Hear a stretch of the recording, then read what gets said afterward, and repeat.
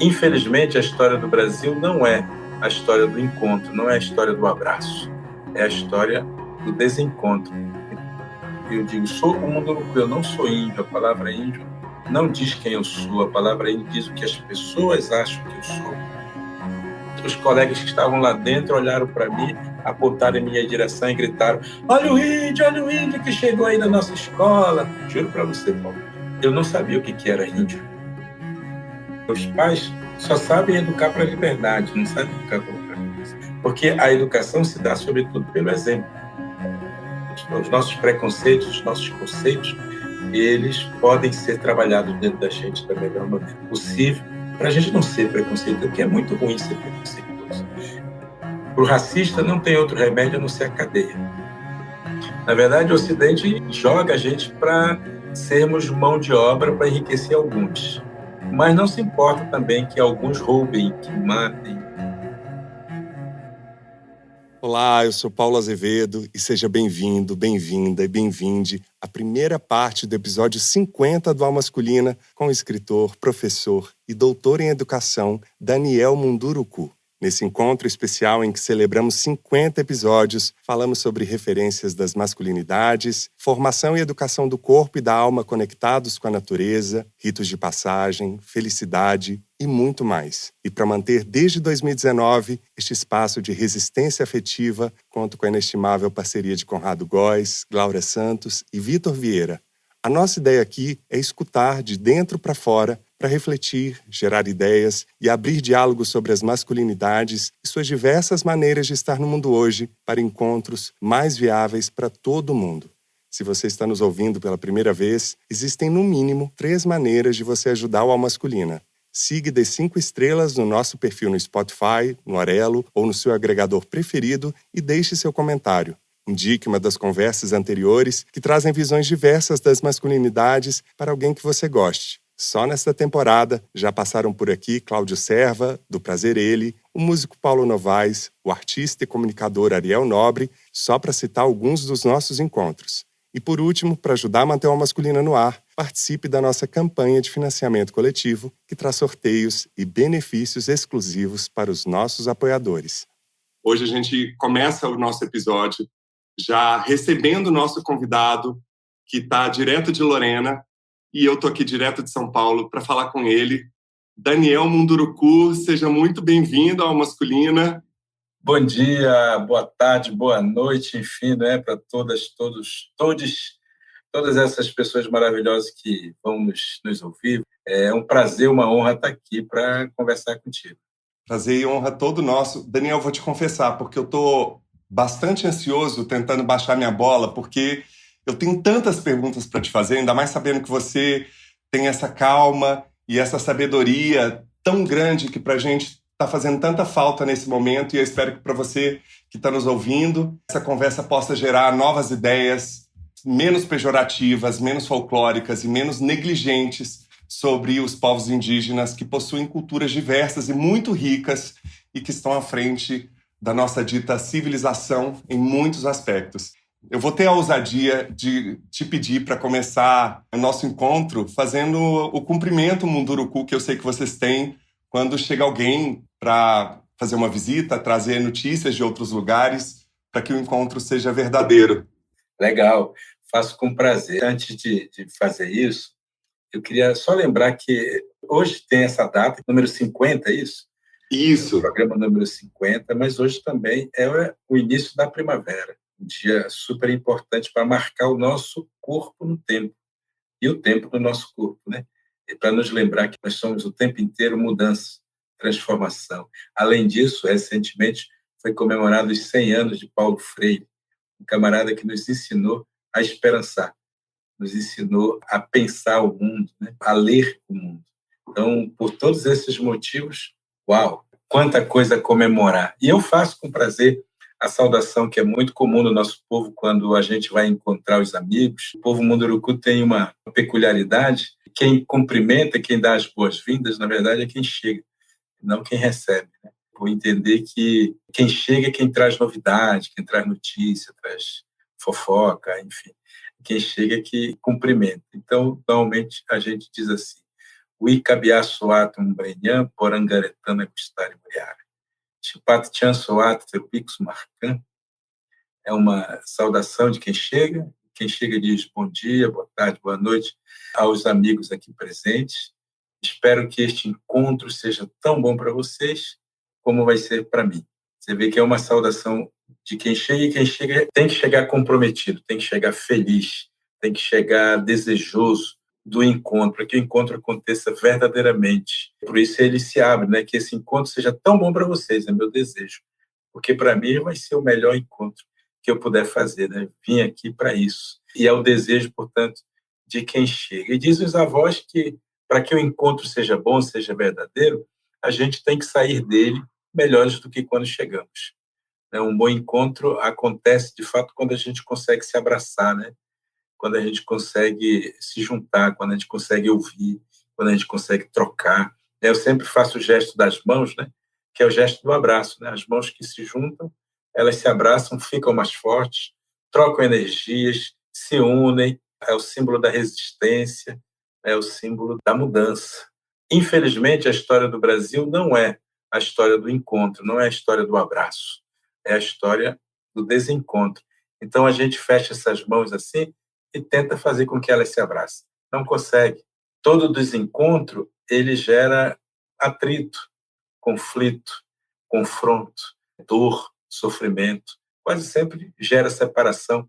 E é claro, no caso da história, eu estou usando aqui um símbolo, né, uma imagem, no caso da história brasileira, que foi uma história do desencontro, uma dessas mãos, para simbolizar o colonizador, chegou e se impôs, e abafou as outras possibilidades, né, as outras histórias, as outras narrativas, e colocou essas histórias, essas narrativas, no rodapé da história, como menores, diminuiu bastante. Então, o Brasil acabou perdendo a possibilidade, diria o Brasil contemporâneo, inclusive, perdeu a oportunidade de aprender com a nossa diversidade. Ela sempre foi oprimida mesmo. E a gente não conseguiu, aquela população primeira lá, apesar da resistência toda que fez, não conseguiu ir adiante, não conseguiu fazer com que a sua voz fosse mais plena e, portanto, houvesse a troca necessária para sermos uma outra nação, um outro povo, sabe?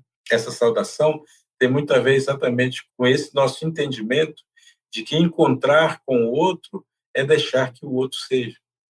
Encontrar com o outro não é impor ao outro o que nós queremos ou pensamos a respeito dele. Isso se chama colonização. Isso se chama imposição de um pensamento sobre outro pensamento. Portanto, isso nos leva sempre ao conflito. Tão rico tudo isso que você já abre a nossa conversa falando, porque o nosso propósito aqui é gerar encontros mais viáveis para todo mundo. E eu acho que é desses encontros que a gente, a cada novo episódio, espera dos nossos convidados. E o nosso convidado, ilustríssimo convidado do nosso episódio, que já trouxe tantas datas para a gente celebrar junto com esse episódio 50, nasceu Munduruku, em Belém, sendo o primeiro de 9 filhos. Os Munduruku têm cerca de 15 mil habitantes, só no Pará. Eles também estão no Mato Grosso, em outras áreas do Brasil também. No Pará, eles têm uma terra de 2,5 milhões de hectares, demarcada em 1990, e eles têm quase 300 anos de contato com a sociedade. Daniel, como é que você gostaria de se apresentar? Você faz tantas coisas, né? Parece paulistano. Parece. Nem parece um munduruku, né? Olha só, Paulo, eu queria dizer assim, eu com muito orgulho costumo dizer que eu sou um brasileiro nascido munduruku. Isso tem muito sentido porque as pessoas normalmente confundem a ideia de ser brasileiro como ser uma massa homogênea, né? Assim, uma coisa única. E a gente esquece que o Brasil é o país da diversidade, né? E é uma diversidade que não se dá apenas pela questão cultural ou questão das manifestações culturais. É uma diversidade porque tem aqui um conjunto de povos que tem uma autonomia, que tem uma identidade própria.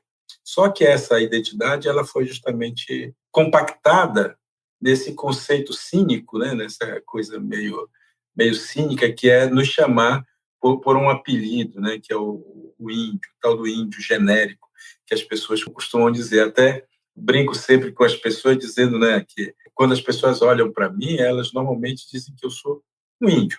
E eu sou um índio no pensamento delas porque eu tenho cara de índio, cabelo de índio, olho puxado de índio, maçã de rosto saliente de índio, e, claro, um corpo esbelto de índio, né? Só que não, né? E, imediatamente, o imaginário delas vai justamente para aquilo que foi formado, que foi colocado na nossa cabeça ao longo da nossa história, do nosso processo escolar.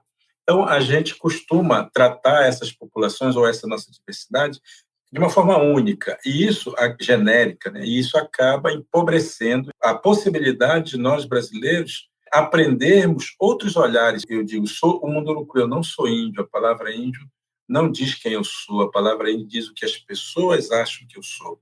E o que elas acham que eu sou está errado, está equivocado, pelo menos, porque elas aprenderam assim, enfim, né? Mas está errado e a gente precisa romper com esse tipo de pensamento para a gente poder nos dar a oportunidade, o brasileiro dá a oportunidade a si mesmo, de aprender com as populações indígenas. Portanto, eu sou um munduruku.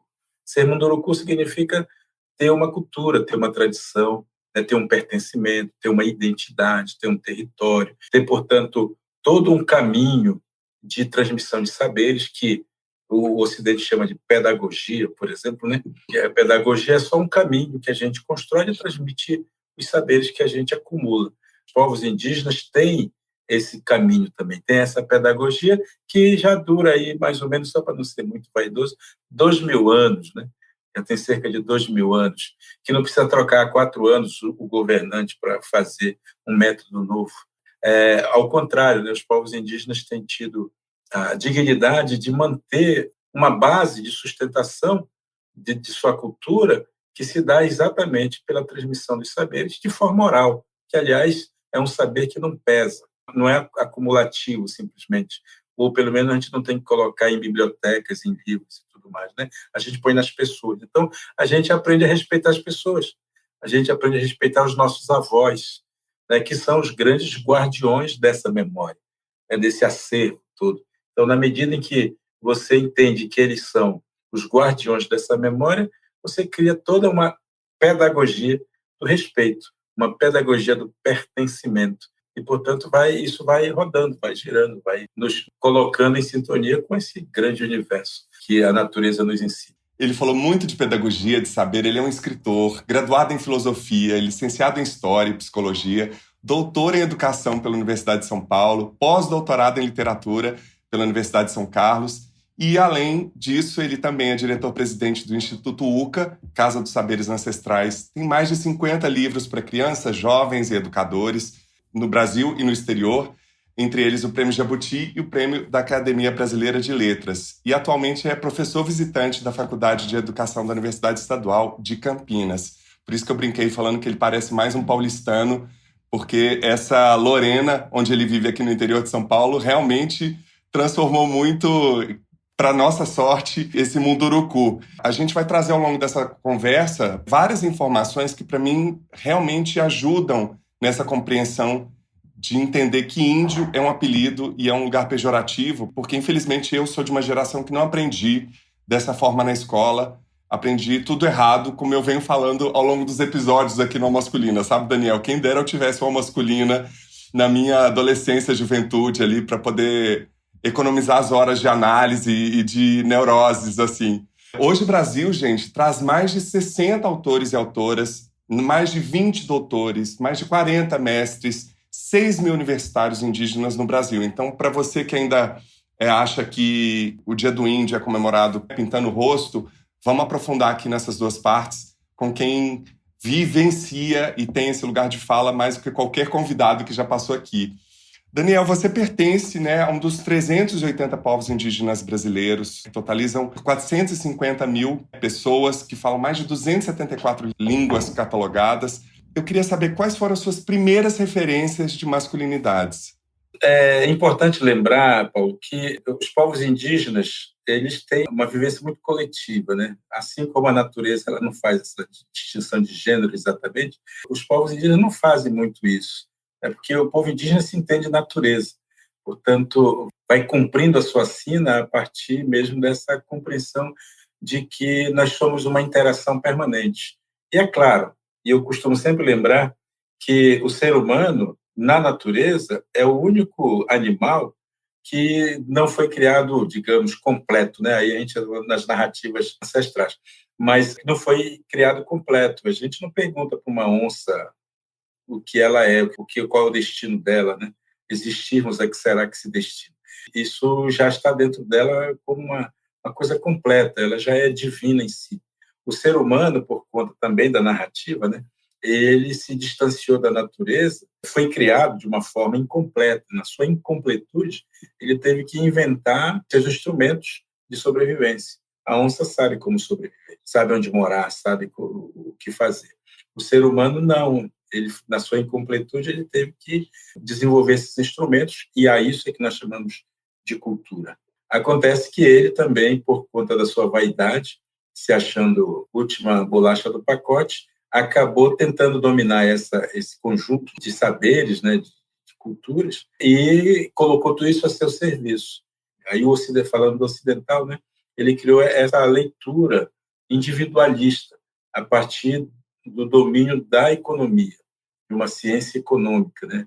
Nós vivemos para ser alguém na vida, eles dizem.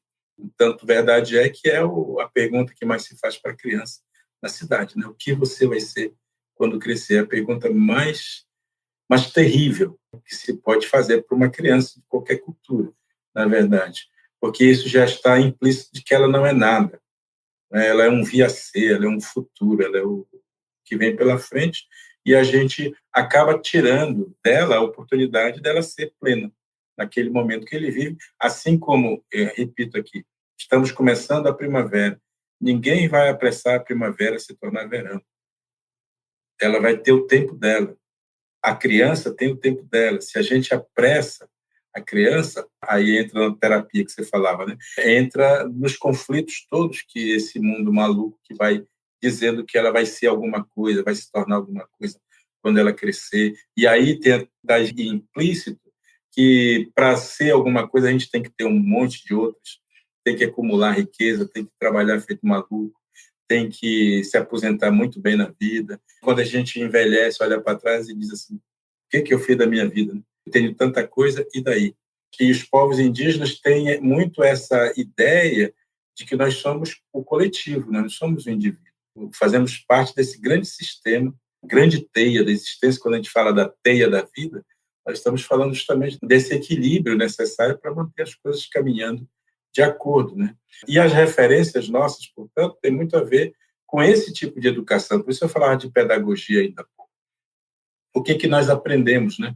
Como é que nós aprendemos? É claro que existem algumas referências que nos são dadas. Os pais, por exemplo, são a referência inicial das crianças, porque são os pais que educam o corpo da criança. São os pais que ensinam as crianças a andar na mata, subir na árvore, nadar no rio, a fazer as coisas que as crianças precisam fazer para elas serem plenamente crianças. Quero fazer um convite pessoal e especial para você. Nos próximos dias 23 e 24 de outubro, volto em 2 únicas sessões via plataforma Simpla Zoom com a versão online do espetáculo Heróis, episódio música da trilogia solo, dirigido, escrito e interpretado por mim, com co-direção de Ana Paula Cansado e realizado pela sua companhia. Será um prazer contar com seu olhar neste trabalho feito por 20 talentosos e apaixonados artistas que trata de muitos dos temas que abordamos aqui no A Masculina, como a vulnerabilidade e a necessidade de exposição dos afetos das masculinidades na figura de um rockstar inspirado em ícones da música dos anos 60 e 70. Para saber mais e garantir seu ingresso, siga no Instagram @suacompanhiateatro. Te espero lá. Existe algum momento nessa relação de ensino do corpo que cabe aos pais? E eu acho lindo porque o ensino do espírito é dado aos avós, né? Inclusive, seu avô Apolinário, você sempre fala muito dele. Existe algum momento em que os pais têm algum tipo de castração, do tipo, olha, Daniel, isso você não pode fazer, coisa de menina? Existe esse microfascismo, esse policiamento da sexualidade na infância ou na adolescência? Como é que funciona isso, assim, dentro da cultura dos Munduruku? Então, isso é muito natural, Paulo, na verdade. Como a gente é educado para a liberdade, isso é muito importante dizer, né? Os pais só sabem educar para a liberdade, não sabem educar para outra coisa. coisa. O que a gente vai aprendendo justamente dentro desse conjunto de conhecimentos é a nos comportar como pessoas inteiras, íntegras, vivendo numa sociedade, portanto, nós temos um papel importante nessa sociedade. É claro que não são sociedades perfeitas, porque se há gente, não há perfeição, né? A perfeição só existe no contexto da natureza mesmo. Nós somos educados dentro dessa possibilidade de sermos plenamente livres. Portanto, a escolha das pessoas tem a ver com a sua possibilidade de fato, escolher. Né? Na cidade, aqui a gente é livre. É mesmo? Até que ponto? Né? Até que ponto você escolhe a profissão sua? Até que ponto você escolhe o que você vai comer, se quer? Está o tempo inteiro aí uma propaganda dizendo que você deve e não deve comer. Você não escolhe, efetivamente. Existe, claro, ações que são praticadas, mas isso historicamente, isso tem mudado também, mas historicamente tem sido mais praticada por homens, por exemplo, caça. Né? Os meninos são educados para a arte da caça. E a caça exige uma preparação do corpo, porque tem a ver com o enfrentamento das coisas da floresta, demandas da própria floresta. Aí os meninos são educados a partir dessa sua função social, porque ser homem é uma função social, né, de alimentar a aldeia, de proteção e tal. Lembrando, inclusive, quando a gente fala isso, a gente está falando de um histórico, né, de que o povo Munduruku, era um povo guerreiro, era um povo que se preparava para a arte da guerra. E a gente sabe que todo povo que se prepara para a arte da guerra também, os homens estão muito tempo juntos. Né? Existe uma preparação ali permanente. Portanto, o que acontece entre homens, sobretudo sozinhos, solitários, em momentos de preparação, para aprender, né? Porque, na verdade, a gente se prepara para a guerra, mas não precisa ir para a guerra. Né? Muita gente não tem essa experiência, mas existe essa preparação que é dada, uma preparação masculina, por exemplo, que tem a ver com o corpo, tem a ver com o conhecimento dos saberes da floresta, tem a ver como você vai sobreviver sozinho no meio da floresta. E as mulheres, as meninas, vão ter uma outra preparação que é com relação ao corpo delas, ao corpo feminino, cuja função social, em princípio, é a gravidez, é a gestação, é ser mãe, é a reprodução das pessoas para que essas pessoas depois deem continuidade a essa cultura toda. Portanto, assim, existem momentos que são específicos para meninos criados, mas na primeira infância, principalmente, os meninos e meninas estão sempre com as mães. São as mães que fazem essa primeira parte da educação. Até porque os pais, nesse caso, vão para a floresta, às vezes demoram um tempo, tem toda uma temporada assim, em que os homens estão mais longe de casa. Então, as mulheres fazem todo esse papel, né, de educação inicial, da educação da primeira infância, digamos assim, para usar um termo aqui da sociedade ocidental, né, que vai até os 6, 7 anos. Depois disso é que há uma preparação do corpo do menino e do corpo da menina para um outro momento. A menina vai, daqui a pouco, se preparar para a sua primeira menstruação, então ela tem que saber o que vai acontecer, e isso é uma prerrogativa das mulheres, de ensinar para elas. Assim como conhecimentos que são próprios das mulheres, como anticoncepcionais, como cuidar do corpo, fazer o asseio, enfim. Isso tudo tem uma técnica, como seduzir, como ir para a floresta tirar plantas cheirosas para encantar os rapazes. E os meninos vão aprender de outra maneira, de outro jeito. Tá? Então, existe, sim, toda uma educação baseada nessa perspectiva de que nós somos seres da cultura, precisamos aprender bastante coisas que a natureza possa nos oferecer para a gente ser plenamente humano. Você me deu o gancho perfeito para a próxima pergunta, que numa entrevista você fala que você foi ensinado a ler a natureza, né? Inclusive disse se no corpo o sentido ganha vida, é na educação da mente que o corpo elabora. O que você aprendeu por meio dessa leitura da natureza sobre o seu corpo, sobre a sua sexualidade, sobre a sua masculinidade, estando em um povo que também tem um controle social muito rígido, como você já adiantou aqui.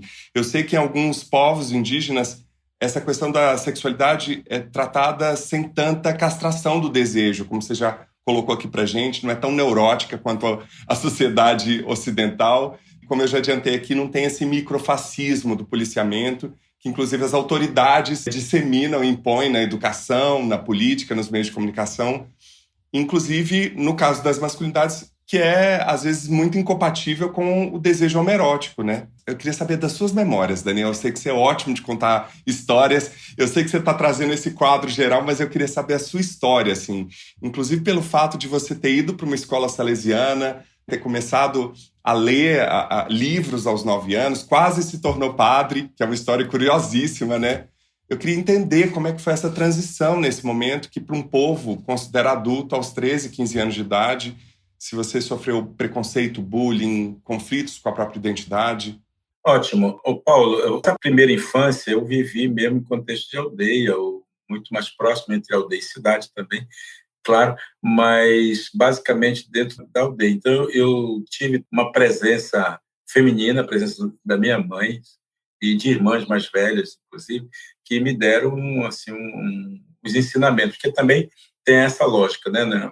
As crianças, elas não têm a figura do professor. A figura do professor ele vai entrar muito mais tarde na nossa história, isso tradicional. Mas cabe aos adultos ou aos irmãos mais velhos o cuidado com os irmãos mais novos. Então, existe também, nesse sentido, uma influência, né, que a gente recebe dos irmãos mais velhos para além dos pais, né, para além dos pais.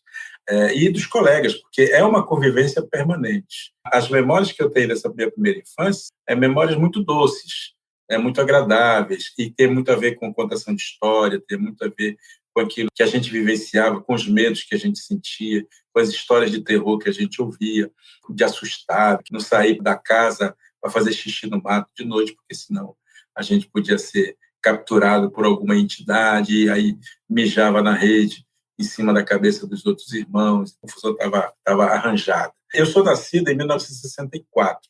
64, vocês sabem, é o ano do golpe militar. Eu nasci em fevereiro, o golpe foi em março, né? Então, eu nasci exatamente ali, naquele momento. Foi desenvolver toda uma política pelos militares, que era uma política que eles chamavam de integracionismo, né? Um integracionista. Comandados pelos países que financiaram o golpe, eles desenvolveram toda uma política de integração do índio à sociedade brasileira, que significava desenvolver projetos econômicos em aldeias, porque eles queriam nos tornar gente, eles queriam dizer que a gente era civilizado. Então, para isso, a gente tinha que ter uma carteira de trabalho, a gente tinha que produzir, porque você sabe que índio é preguiçoso, né? Essa cabeça mesquinha aí do ocidental militar ocidental. E eles desenvolviam esse tipo de política, e para nós crianças restava a escola. A escola, aparelho ideológico preferencial do Estado, ele nos obrigou a ir para a escola, e na escola a gente aprender a ser gente, aprender os conteúdos que o Ocidente queria que a gente aprendesse para poder nos tornarmos, então, brasileiros. E nos obrigou a ir para a escola. Eu, falante de Munduruku, inicialmente, né, sabia muito pouco de português, tinha, claro, um vocabulário em português que já usava, mas não tinha o domínio completo da língua, fui ter que aprender lá. Eu conto até num dos livros que eu fiz um livro em 2016, quando eu completei 20 anos de literatura, esse ano eu completo 25. Em 2016, eu fiz um livro chamado Memórias de Índio. Exatamente o que eu fiz foi esse caminho de volta, para ver quais as memórias afetivas, ou nem tanto, moravam dentro de mim, para eu poder até não esquecer, né? Eu costumo dizer que eu escrevo para não esquecer. Eu escrevo por puro egoísmo. Não escrevo para os outros lerem, não. Eu escrevo para mim mesmo. Mas dizem que eu escrevo bem e as pessoas acabam gostando também das coisas que eu escrevo. Eu reafirmo isso. Que bom, Paulo. Que bom. Nesse livro, uma das memórias que eu tenho mais presente comigo é justamente a da chegada na escola. Chegando na escola, eu fui mandado para a escola, o governo obrigava, os pais podiam ser punidos. E a escola não era escola de aldeia, era escola de cidade, porque fazia parte desse projeto, né, de nos tornar civilizados, nos colocar em contato com outras crianças e outra realidade. E chegando na escola, me deram um uniforme que naquela época se chamava de farda, inclusive, né, muito sintomático. Usava uma farda, uma camisa de tecido, naquela época não se usava muito camisetas como nós usamos hoje, um short, uma bermuda, eu que andava peladinho, né, na aldeia, nunca tinha usado muito esse tipo de roupa. Coloquei isso, uma roupa um tanto apertada, porque veio sem nenhuma preocupação com o nosso próprio corpo, né? Aí eu coloquei essa roupa e me deram um tênis, Eu não sei se nossos amigos lembram, mas existia um tênis nacional que chamava conga. Que entortava o pé de todo mundo, né? E o meu pé já não era grande coisa, já era meio chatinho. E o sapato era menor ainda que o meu número. Então, eu fui para a escola todo troncho, né? E chegando na escola lá, um tanto ressabiado, mas feliz ao mesmo tempo e tal. Os colegas que estavam lá dentro olharam para mim, apontaram em minha direção e gritaram: olha o índio que chegou aí na nossa escola, olha o índio. Eu, juro para você, Paulo, eu não sabia o que era índio. Essa palavra não tinha no meu vocabulário. E eu achei que era um passarinho, então eu fiquei procurando o passarinho. Fiquei assim, meio buscando o que era aquilo que eles estavam falando. Só depois é que eu descobri, então, que eles, de fato, estavam falando da minha pessoa, né? Foi aí a primeira vez que eu ouvi mesmo a palavra índio sendo usada contra mim. Naquele primeiro momento, até achei que era uma coisa bacana, eles estavam me acolhendo, fazendo um encontro, né, tal. Só que não. Ao contrário, aquilo lá virou um apelido mesmo, um apelido que eu fui descobrindo que era uma negação daquilo que eu era. Os meus colegas estavam ali meio combinados, sem saberem, claro, pelo sistema, né, a me lembrarem que eu era o ó do Borogodó, que eu era uma negação e que eu precisava deixar de ser aquilo que eu achava que era e me tornasse aquilo que eles achavam que era bom para mim, para eu me tornar. Então, eu sofri muito bullying. Naquela época, a gente chamava só de sacanagem mesmo, né? Só de tirar sarro da gente e tal. Hoje, usaram essa palavra bonita, bullying, para a mesma coisa. Então, eu sofri muito bullying naquela época, fiquei muito frustrado, decepcionado com tudo, até porque tive uma experiência, um quase namoro que não deu certo com uma menina da cidade, uma menina branca da cidade. Essa menina me deu um pé na bunda e isso me frustrou completamente. E naquele momento de frustração, eu fiquei achando que eu deveria mesmo era ser branco, ou ser pariuate, como dizem os Munduruku, né? Ser um homem branco, porque assim eu ia conseguir conquistar o amor daquela gazela. E acabou que foi aí que apareceu justamente a presença do vô Apolinário, essa minha história. Eu fui para a escola, eu tinha cerca de 8 para 9 anos, e aos 9 anos o menino Munduruku já é considerado quase homem. Entre 9 e 15 anos a gente recebe assim um outro status, que é o status de adolescente, já se preparando para a vida adulta. E esse status é marcado por algum rito de passagem? Porque a gente fala muito aqui no Masculina da ausência desse rito de passagem que leva esse homem dito civilizado, dito ocidentalizado, etc., se tornar um adolescente até os 45, 50 anos, justamente pela ausência disso. 45 do segundo tempo. Do 10º tempo, no caso de alguns representantes do nosso país. Tem algum rito que você vivenciou? E nisso eu queria saber também que você falou muito do lugar da mãe e o lugar da mulher. Eu queria entender como é que é isso na cultura de vocês e também a relação com o papel da mulher, se ele tem tido algum tipo de influência dessas pautas sobre o papel da mulher e também do LGBTQIA+, pensando que é uma cultura que não tem proibições para as crianças e que elas participam de todas as conversas dos pais, né? Exato. Então, ritos de passagem são assim, normalmente a gente vive aí mais ou menos até os 9 anos, como primeira infância, sei lá, mais ou menos, né? Aí junto com as mães. Quando as mães percebem que a gente já está amadurecendo, aprendendo outras coisas, querendo saber outras coisas, elas nos jogam mais nesse outro universo de um pré-adolescente. Essas palavras não cabem lá. É claro que todas as palavras que a gente usa aqui no Ocidente, qualquer que sejam elas, não cabe muito assim numa definição do que seja a cultura de um povo qualquer. Mas, para as pessoas entenderem, a gente não tem um primeiro ritual ali naquele momento. Esses rituais eles vão começar a acontecer a partir daí, ou seja, em momentos mais específicos. O que é um ritual? É uma quebra no tempo, ritual de passagem, sobretudo, né? Até aqui você foi desse jeito. E em Munduruku a gente chama de Bekite, né? As crianças são Bekite. Aí quando a gente sai dessa configuração de ser Bekite, a gente passa a ser Bekite Kit, ou seja, menino quase homem. E esse ser menino quase homem, ele vai até mais ou menos os 15 anos. Ali, sim, é que existe um ritual que é um ritual de prova, de maturidade. Porque até ali, então, nós somos um contínuo. É claro, esse contínuo, esse ser pré-adolescente, a gente começa a aprender algumas coisas que as crianças pequenas não é interessante para elas, não cabe ainda naquele momento que elas estão vivendo. A gente começa a aprender algumas outras questões que estão ligadas ao corpo da gente, está ligado aos conhecimentos de sobrevivência na floresta e tal, a partir desse momento. Quando chega aos 15 anos, mais ou menos, que a comunidade acha que a gente já está preparado para isso, aí sim a gente vive um ritual de maioridade, um ritual de passagem, que vai provar se já estamos preparados ou não para o passo seguinte, que é justamente de sermos adultos. E o adulto, repito, é aquele que educa a criança, o corpo da criança. Portanto, ele já tem que ter passado por toda essa educação do seu próprio corpo, porque a educação se dá, sobretudo, pelo exemplo.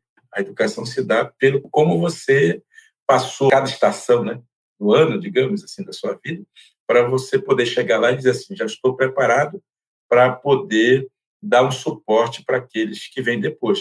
Porque nesse momento de ser adulto, então, de passagem, a gente vai mostrar para a comunidade que a gente está preparado para ser pai. No caso das meninas, tem outros ritos de passagem para elas serem mães. E aí vai ter essa possibilidade de a gente formar família. É claro, tudo tem aí todo um ritual também de namoro, ritual de encontro dos casais, às vezes são, de fato, trocas estabelecidas pelas famílias. A ideia de amor não é uma ideia muito presente nas comunidades indígenas tradicionalmente, porque tudo isso vem depois, né? Com o encontro, com o contato, como é que isso se estabelece e como as sociedades indígenas começam a trabalhar com esses conceitos para poder entender o mundo que a gente vive. Esse rito de passagem, em cada povo tem o seu, entre o Xavante é de um jeito, o povo Munduruku é outro, o povo Guarani é outro. Isso depende muito. O povo Saterê, por exemplo, tem a coisa das luvas, das saúvas, né, na luva, da tucandeira. No caso do Munduruku, vai para a floresta passar alguns dias de sobrevivência no meio da floresta para dizer que sabe, que pode. Quando a gente vai para a floresta, as nossas mães choram, ritualisticamente. Elas choram por dois motivos. Choram primeiro porque estão se despedindo da criança. E quando você voltar dali, os seus piolhos não vão ser mais catados por sua mãe. Os seus piolhos vão ter outra pessoa para cuidar deles. Então ela se despede dessa criança. Vai, ó, estou me despedindo de você. E o outro motivo é que pode acontecer que algum menino desse não volte. Pode ser que algum deles não esteja, de fato, ainda qualificado para aquilo. E pode ser que não volte. Então, ela se despede também dessa pessoa. Então, existe um choro aí simbólico, ritualístico. É claro que quando todo mundo volta, e quando a gente volta, a gente tem que trazer comida, tem que trazer algum resultado dessa passagem, porque a gente vai sobreviver. São 5 dias, 6 dias dentro da floresta, sozinho, em que a gente vai colocar em prática tudo aquilo que a gente aprendeu dos nossos pais. E quando a gente volta, então é a festa. A gente traz a comida, aí tem toda a celebração, né? Aí você vai receber uma pintura nova no corpo, que é a pintura do homem feito, do homem valente, do homem corajoso, do homem trabalhador, que é o principal motivo para as meninas ficarem atentas nos rapazes, é se ele é trabalhador ou não. E ser trabalhador não é bater ponto na fábrica. Ser trabalhador, no caso ali, é se ele tem condições de sustentar uma família que ele pretenda fazer, constituir. E em muitos casos, em muitas comunidades, os homens, voltando desses seus rituais, ainda vão ficar um tempo trabalhando para o sogro, né? Para o futuro sogro. Se ele pretende casar com a filha dele, o sogro vai lá observar se de fato o camarada tem condições ou não de sustentar a filha dele, né? E, portanto, ele vai ser um braço a mais na sustentação, né? No sustento da comunidade. Esses rituais de passagem, eles são muito importantes assim na constituição da gente enquanto homem, né? De você se saber parte daquele lugar e, portanto, vai contribuir com aquele lugar de alguma forma, de alguma maneira. O seu livro Caçadores de Aventuras fala um pouco desse momento. Mais essa dica aqui para vocês. Lugares Comuns, com a antropóloga, professora e escritora Miriam Goldenberg. Miriam, você pesquisa o tema da felicidade há bastante tempo. É possível chegar a uma única definição do que é a felicidade? Existem características comuns do que seria a felicidade para os homens e para as mulheres em geral? Eu venho pesquisando felicidade há mais de 30 anos. Praticamente todas as minhas pesquisas sobre homens e mulheres têm como questão central a felicidade. Mais recentemente, eu fiz uma pesquisa que saiu no meu livro Liberdade Felicidade e Foda-se, em que eu aprofundo a discussão sobre felicidade a partir de duas perguntas que eu fiz para homens e mulheres. A pergunta foi, a primeira: o que falta para você ser mais feliz? E o que me chamou muita atenção é que tanto as mulheres quanto os homens, ao responderem o que falta para ser mais feliz, eles falavam de questões muito materiais, de consumo ou de aparência.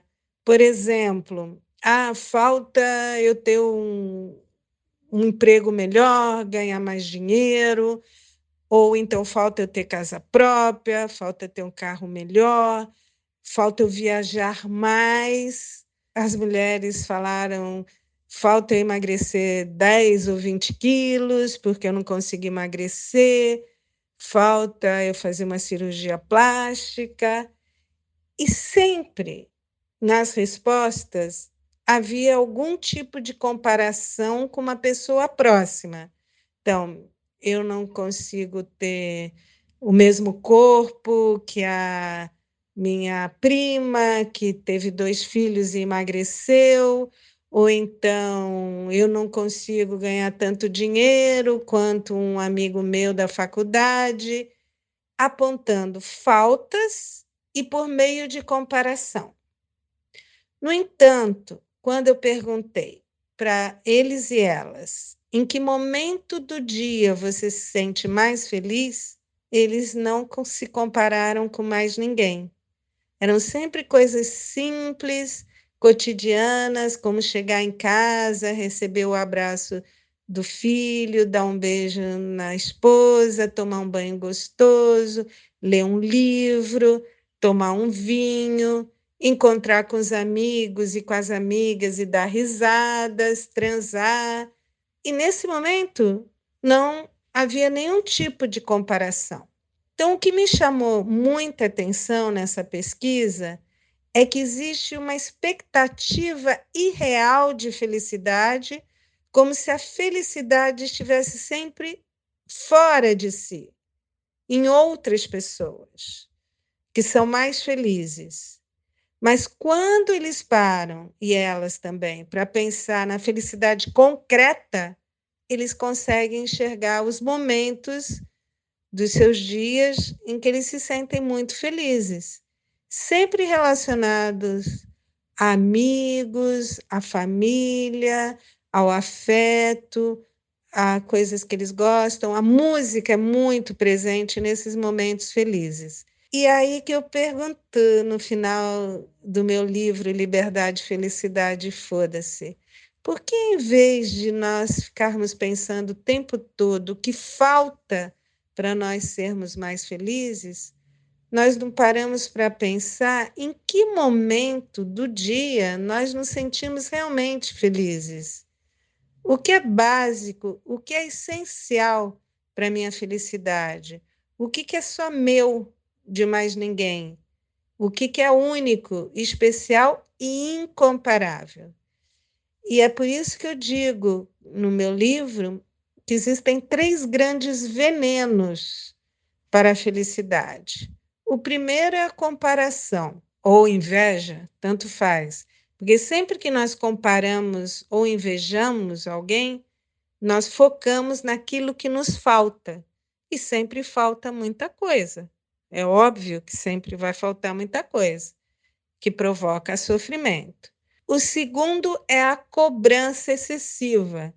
Tem que emagrecer 20 quilos, tem que emagrecer 10 quilos, tenho que ganhar muito dinheiro. É a ditadura do ter que. E o terceiro veneno é a culpa, os erros. Às vezes eu vejo homens e mulheres remoendo erros de 10, 20 anos atrás, como se eles carregassem um peso e como se não pudessem errar. E erram, todos nós erramos. E acho que o maior antídoto para esses venenos que eu tenho descoberto é a possibilidade de ser você mesmo, descobrir o que realmente te faz feliz, aquilo que é só seu, que é incomparável, que é único, que é especial e que muitas vezes já está nas nossas vidas e nós não valorizamos como deveríamos. Esse é o recado que eu dou no meu livro Liberdade, Felicidade e Foda-se, porque o foda-se tem a ver com liberdade. Foda-se o que os outros vão pensar, mas foda-se também essa exigência, autoexigência tão grande de realização, de perfeição, de sucesso, de dinheiro, de magreza, de tudo que os homens e as mulheres apontam como falta e que provoca tanto sofrimento. Eu termino o livro falando que liberdade é a melhor rima para felicidade. E liberdade para quê? Liberdade para ser você mesmo. Não é isso? Foi o tempo inteiro que eu falei para você. A gente é educado para ser livre.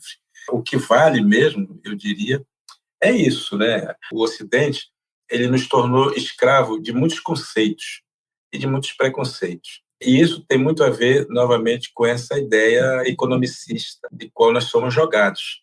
Ser alguém na vida significa você ter bens, ter riqueza, como acumular coisas, ter trabalho, você não ser chamado de preguiçoso. E aí não importa como você consegue isso, porque, na verdade, o Ocidente ele joga a gente para sermos mão de obra para enriquecer alguns. Mas não se importa também que alguns roubem, que matem, que destruam outras pessoas, destruam reputações e tudo mais, desde que isso te enriqueça e mostre que você é esperto, que você é inteligente, tudo mais, né?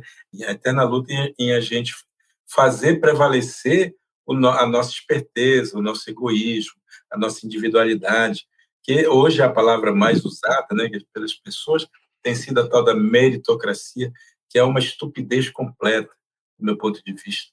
Do ponto de vista humano, se queira pensar. Então, nós somos o tempo inteiro jogados para esse tempo que nós não temos. Ficamos o tempo inteiro correndo atrás do tempo, porque aqui se entende que tempo é dinheiro. E nós ficamos o tempo inteiro atrás disso. E a felicidade, conforme a Miriam, aliás, eu gosto muito da Miriam, dos escritos dela, a felicidade consiste em você ser o que você é, né? Fazer as escolhas que você queira fazer. Eu tenho 3 filhos, eu tenho muita alegria de poder não ter influenciado em nada eles. Influenciado, vírgula. Influenciado nas escolhas deles. Toda a educação que eu procurei, eu e minha esposa, Tânia, procuramos fazer foi justamente de estar ali. Eu estou no contexto de cidade, portanto, não posso educá-los como se estivesse numa aldeia. Então, eles são urbanos. E eu trago em mim o espírito da floresta. E a Tânia também é da cidade. O que a gente procurou foi fazer um equilíbrio entre a busca da realização pessoal, que tem que ser deles, e o equilíbrio entre o querer possuir coisas, e o desejo de ser alguém, de ser humano, de ser um humano completo, respeitoso, tolerante, respeitoso com a diversidade. Hoje eu posso dizer assim com muita tranquilidade, né, que eu tenho 3 filhos maravilhosos, porque eles são plenos naquilo que são. A mais velha tem 27 anos, a Gabriela, mora em São Paulo. O Lucas tem 25, mora aqui em Lorena com a gente. E a Beatriz tem 22 e mora em BH. Cada um fazendo o seu próprio caminho. E eu estou dando isso como exemplo, não um exemplo de perfeição, não, pelo contrário, né, das minhas imperfeições todas, que certamente alicerçaram um pouco o caminho deles. Eu acho mesmo assim que Miriam tem toda a razão quando diz que quem nós somos nasce nos nossos silêncios, sabe? E uma das coisas que eu mais prezo, que eu gosto de fazer, às vezes os meus amigos ficam meio incomodados. Aqueles que não me conhecem ficam incomodados. Aqueles que me conhecem ficam maravilhados. Que é justamente o fato de eu ser preguiçoso, de eu não me obrigar a fazer as coisas, de fazer as coisas no tempo em que elas vão florir, no tempo em que elas vão nascer, sabe? Então as pessoas às vezes ficam me pedindo prazo, faz isso, aquilo, você tem tanto prazo.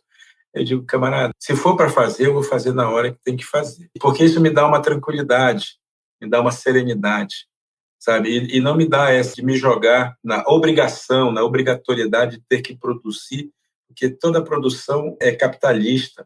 toda a produção do jeito que pede é uma constante correria atrás do tempo, né? Daniel, você tem que dar um curso de como combater a nossa sociedade do cansaço. Eu estou nos maravilhados aí desse time, porque a gente tem que desaprender a ser submisso dessa ideia de produtividade excessiva, porque a gente virou carrasco de si mesmos. É assustador.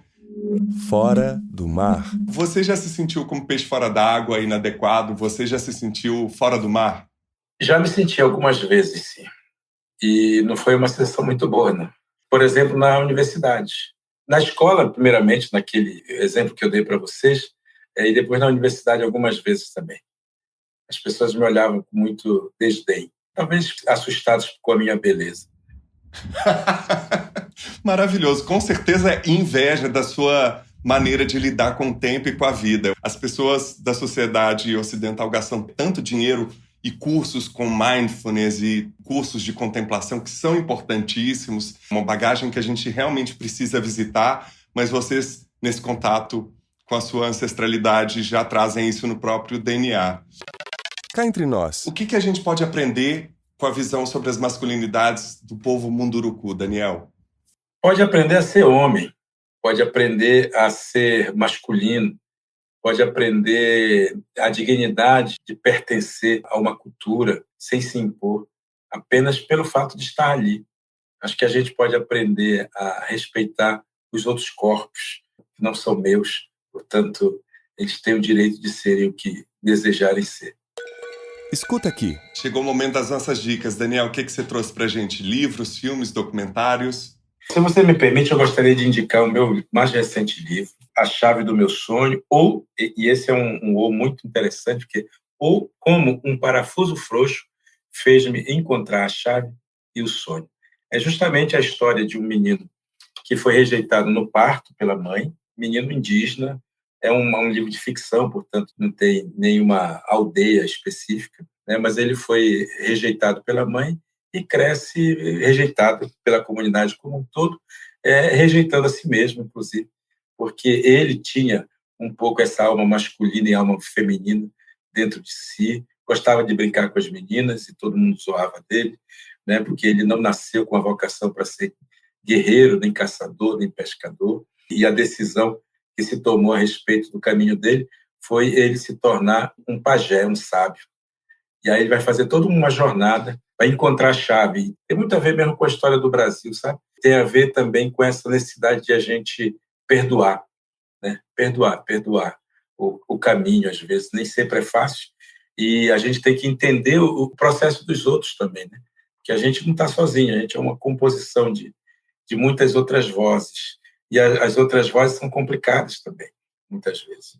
E a gente precisa ter um discernimento, podemos chamar de perdão para isso, que é uma palavra bonita, mas a gente precisa, sim, se perdoar, às vezes, perdoar o outro, né, por um monte de coisa. Então, a minha dica é esse, A Chave do Meu Sonho, um livro que eu escrevi para um público jovem adulto, portanto, todo mundo pode ter acesso, tem as lindas ilustrações da Rita Carelli, e foi publicado pelo meu próprio selo editorial, que chama UCA Editorial, um pequeno selo que eu criei para publicar os livros que eu queria publicar e não queria dar para ninguém publicar, enfim, porque eu também sou egoísta de vez em quando.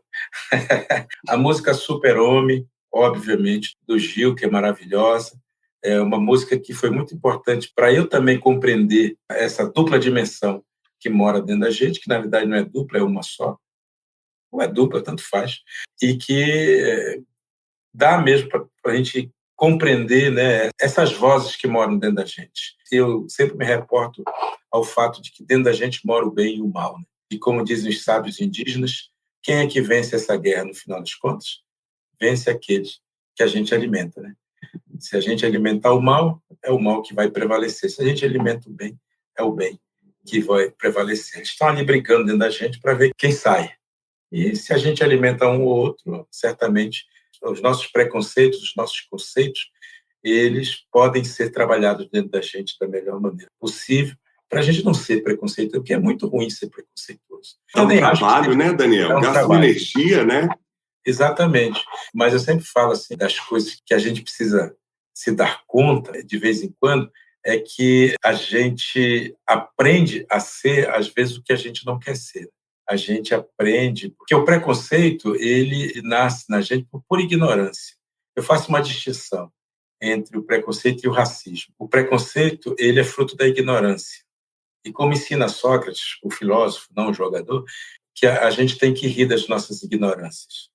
A gente tem que partir do princípio de que eu sei que nada sei. E é justamente esse princípio do não saber é que nos coloca em disposição de aprender.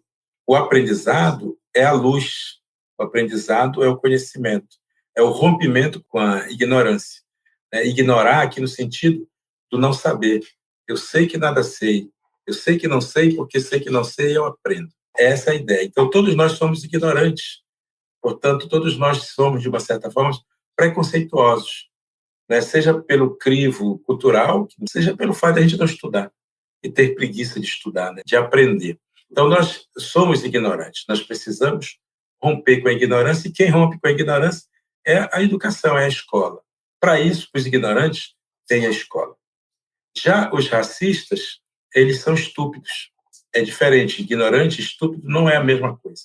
O estúpido sabe que é estúpido e continua sendo estúpido. E aí ele vira racista. Para o racista não tem outro remédio a não ser a cadeia. O ignorante tem a escola, mas para o racista tem a cadeia, porque esse aí não vai aprender mais. Esse não tem mais chance de virar outra coisa, porque ele alimentou em si o lobo mau, alimentou em si o mal que está dentro dele e não consegue se libertar. É o que acontece, por exemplo, com o nosso presidente. Ele é assim. É impossível achar que ele vai mudar por qualquer motivo que seja. A ignorância já se transformou em estupidez. E aí, nesse caso, só a cadeia que resolve para um sujeito como esse, sabe? Eu quero lembrar sempre para as pessoas a importância de a gente aprender. E a música, eu estava falando da música, tudo isso para falar da música, mas e essa música me deu a oportunidade também de aprender um pouco dessas coisas. Para além, é claro, de todas as leituras que eu fiz nessa vida, porque ler, pessoal, é uma coisa mais fantástica do mundo. Eu sempre leio para mim mesmo, eu nunca leio para o outro, sabe? Tem gente que diz, eu vou ler um livro para dar aula. Não. Se eu for ler livro para dar aula, eu vou para a faculdade aprender. Se eu quero ler um livro, eu quero ler um livro pelo prazer de aprender o que aquele livro pode me ensinar. Por isso também, às vezes, eu abandono livros. Quando eu percebo que aquele livro não está me oferecendo nada de vantagem, assim, de aprendizado, aí eu fecho e não fico sofrendo, sabe? Gastei dinheiro comprando. Isso é um outro problema. Eu abandono leituras no meio com muita facilidade.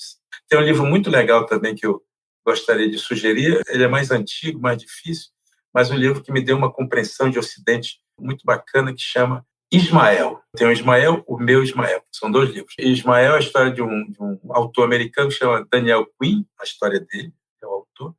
E esse livro, ele conta a história de um primata, de um gorila, que é um professor de filosofia.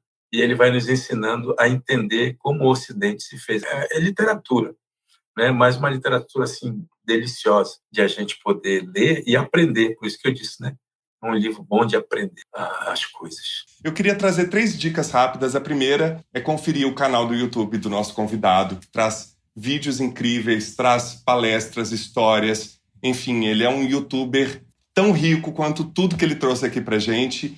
Queria trazer também uma série que eu já estou para indicar aqui no Masculino há muito tempo, que é uma série documental que está na Netflix, chamada guerrasdobrasil.doc, dirigida e criada pelo Luiz Bolognese, que traz 5 episódios de 26 minutos cada, que traz fatos, versões, revelações e curiosidades sobre os principais conflitos armados do Brasil, da história do nosso país, entre eles a questão da Guerra da Conquista e a dizimação da população indígena, a Guerra dos Palmares, o horror da escravidão contra a vida de 12 milhões de negros trazidos para o Brasil, até a Universidade do Crime e a falência do sistema prisional e o combate às drogas que toma conta das principais cidades do nosso país. Eu acho importante entender esse passado, estudar os conflitos, mesmo sendo dolorido, pode nos trazer uma outra perspectiva de olhar para esse espelho e reconhecer o nosso país, mesmo com essas dores, com esse passado tão conturbado e tendo muitos homens como protagonistas de violências. Negar o passado não vai resolver, uma maneira de estar no presente de uma forma mais tranquila e em paz. E por último, como a gente também precisa de um pouco de leveza, de humor, e também trazer personagens e histórias pautados pela bondade, eu queria indicar a segunda temporada de uma série chamada Ted Lasso, que ganhou os Emmys de melhor série, melhor ator coadjuvante e atriz coadjuvante, que conta a história de um ex-técnico de futebol americano universitário que assume um time inglês, só que ele não sabe nada do que é o futebol e ele vive todos os desafios de lidar com um time do mais alto escalão do futebol inglês. A série não é sobre futebol, então, para você que não gosta desse esporte, fique tranquilo, porque o que menos tem são partidas de futebol. Para você que gosta, vai entender um pouco mais profundamente a série, mas o mais importante é ver como que esse personagem provoca uma transformação nesse time e nas pessoas ali envolvidas com esse time e vai desconstruindo esses posicionamentos machistas e como ele dá, através do bom humor, do afeto, da vulnerabilidade, uma bela resposta à cultura tóxica que a gente vive no mundo hoje. Está disponível na Apple TV.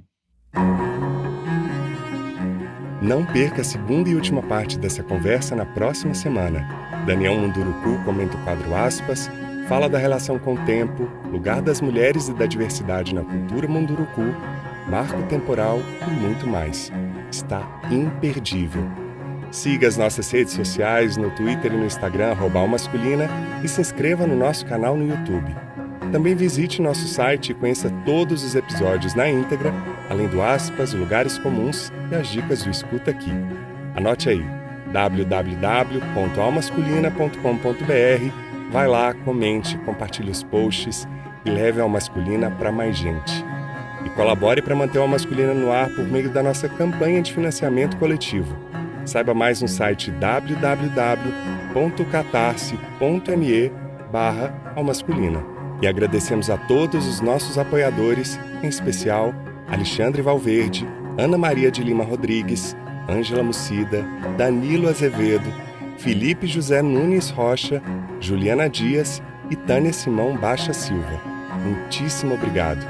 Também quero agradecer aos nossos convidados, Daniel Munduruku e Miriam Goldenberg, além de agradecer o apoio de Soraya Azevedo e todas as pessoas que acompanharam a gravação ao vivo deste episódio pelo nosso canal no YouTube. O Masculino é feito graças a Conrado Góes, na trilha sonora original e mixagem, @Conza01, Glaura Santos na identidade visual e arte, @Glaura Santos, Vitor Vieira nas fotos, @Vitor Vieira Fotografia, e eu, Paulo Azevedo, na idealização, roteiro, edição e apresentação, @Paulo Azevedo Oficial. Esse podcast é realizado pela Concultura. E você que nos deu o prazer da sua companhia até aqui, muitíssimo obrigado, cuide-se, vacine-se e até semana que vem.